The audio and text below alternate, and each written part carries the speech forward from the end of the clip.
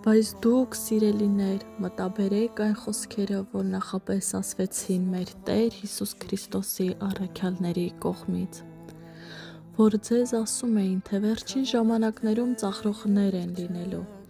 որոնք վարվելու են իրենց ամբարիշ ցանկությունների համաձայն. Սրանք իրենց բարձր են դասում, մարմնավոր են, որ չունեն հոգին, բայց դուք, սիրելիներ, ձեր անձերը ամենասուրբ հավատի վրա կառուցեք և Սուրբ Հոգով աղոթելով, դուք ձեզ Աստծո սիրո մեջ պահեցեք, սպասելով մեր Տեր Հիսուս Քրիստոսի ողորմությանը հավիտենական կյանքի համար։